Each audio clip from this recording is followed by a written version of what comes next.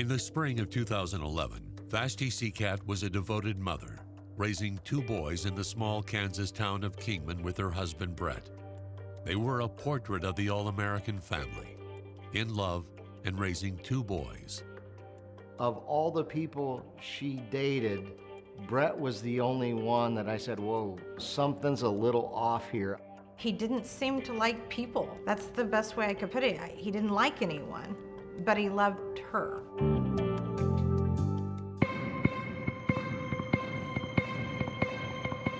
I had a dog that slept in the room with us. He started barking, and so we woke up, and it was like the 4th of July. Bang, bang, bang, bang, bang, bang, bang, bang, bang, bang. We're like, what in the heck is going on? So I go out the back door of my house, and I can see that the Seacat house is on fire. I'm yelling, call 911, call 911, and we run out the front door, and there's already people in the neighborhood that are out in the front yard. The fire trucks had not even showed up yet. Kingman 911, do you have an emergency? What's the problem? Calm down.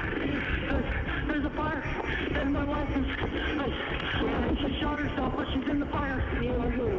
My name's Seacat. My wife is upstairs. I'm gonna have to go upstairs and try and get her out. I'll never forget, once they got it all put out, one of the police officers said, "We know where everybody is." I was like, what do you mean you know where everybody is? I mean, was the people in the house, not in the house? I mean, what?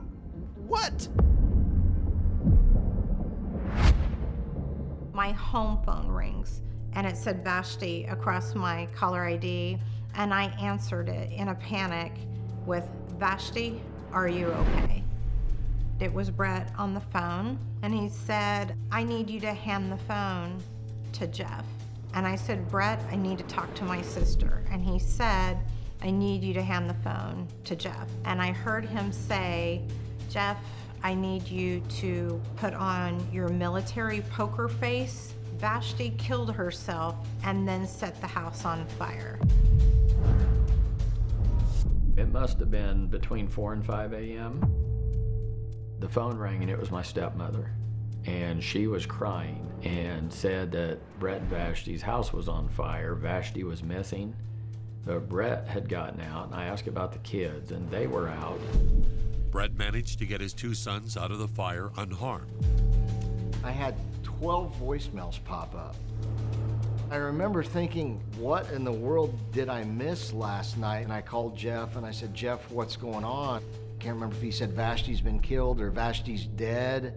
But he told me that she was gone, and I remember kind of digesting that. My phone rings, and it's my son. He says, Vashti has been shot and killed, and the house was on fire. I was in complete shock. I was rocking in bed, and I kept saying, he said it backwards, he said it backwards. I was immediately picking up, killed herself, and then set the house on fire. Oh, smoke everywhere. We have a possible shooting and a fire. Get everybody out of the house.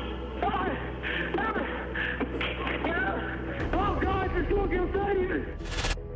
I can tell you from working with Brett for probably 2 years, that is not how that man sounds. For many, that phone call, that 911 call that Brett makes was a lie. It was scripted. Are there kids? I got my boys out. When he was running up the stairs and out of breath, you could just totally tell the entire thing was staged. Hurry! 255. B is a boy. I think she shot herself. Reported as a shooting and fire. You don't have the victim? There's a victim. When the first responders come on scene, he is there telling the same story. Police department! Brett! We're at!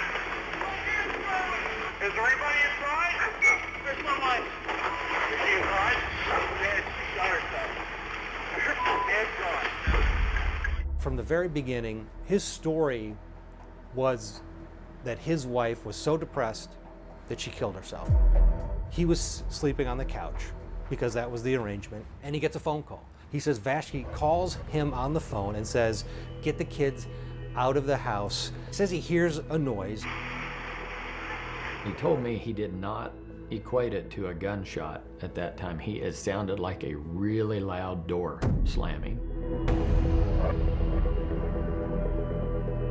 He runs upstairs and he sees that the master bedroom is on fire. He opened that bedroom door into the master bedroom and saw her on the bed with flames around the bed. He tried to wake her up, said the house is on fire, no movement. Okay, what room was she in, Brett? Right there on the corner. Okay, I started to look her up, and Brett fell back. I saw there was blood everywhere. He tried to pick her up, he said, but her weight and a ragdoll body, that's a hard thing to manage. He told police, he drops his wife, runs out of the room, and gets the children out of the house.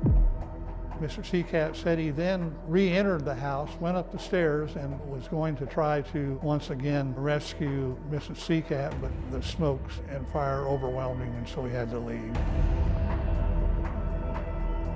I knew. I knew he killed her.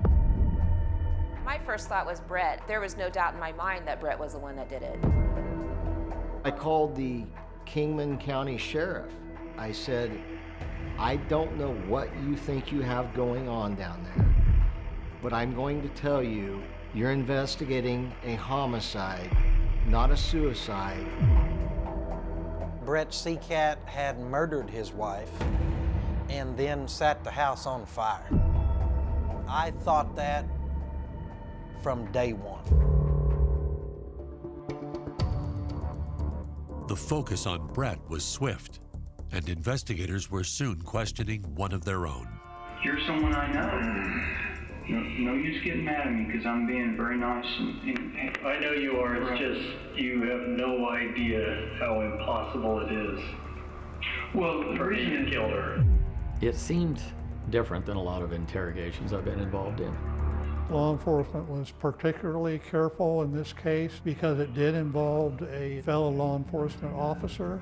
I think they wanted to be meticulous in their investigation. problem is, Brett, you're in love. You're still in love with her. Yeah, I am.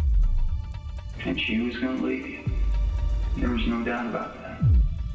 She would call and say, he's bullying me. Do you think he would really kill me if I go ahead and file for divorce? They were high school sweethearts. He was her first love. He pursued her. It was very flattering to her. They seemed to be a very happy couple. He didn't like anyone, but he loved her. Reported